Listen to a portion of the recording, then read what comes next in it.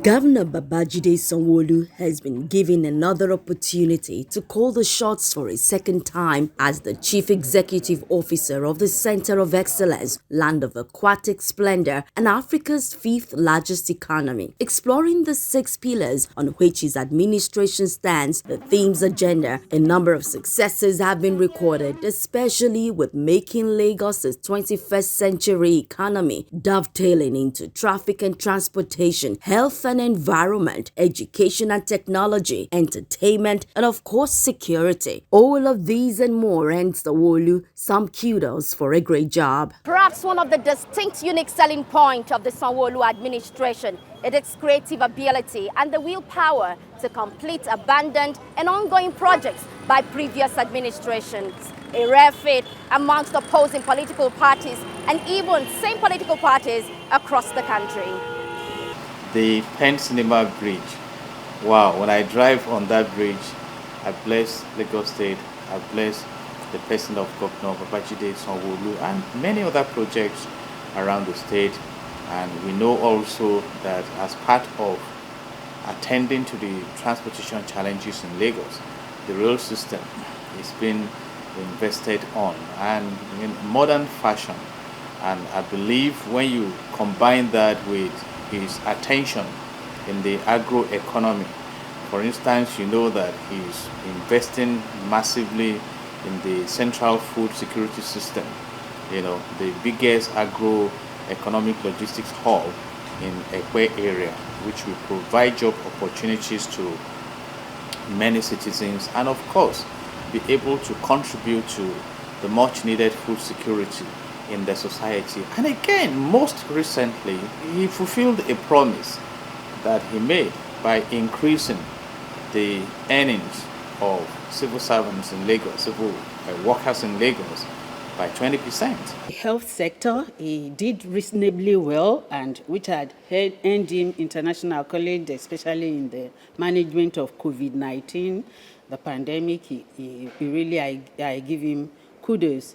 And in the development of infrastructure in the health sector also, building some new hospitals, rehabilitating some, upgrading and redesigning some. Many who do not have opportunity to go to universities in Lagos are now admitted into universities, and he has opened up the education space. Despite all of these achievements, these respondents, while driving home the truth, say they believe there's a lot more to cover as they enumerate what they would like to see in Governor Sanwo-Olu's second tenure, first of which they say is law and order. Can we have a truly excellent Lagos? The Lagos environment needs thorough cleansing, in terms of the physical environment, in terms of the human content. There is this old saying that we need to change it. Decent people. So we need a decent environment with all it takes. We are at the forefront of making Nigeria West Africa's arbitration hub. It's important to us. We're pushing out African arbitrators on the global stage. And we're also advocating to have Lagos as a venue of arbitration. Your Excellency, the LCA is a beautiful edifice for us, where most of the arbitrations are held today. But unfortunately, the building is nothing to write home about.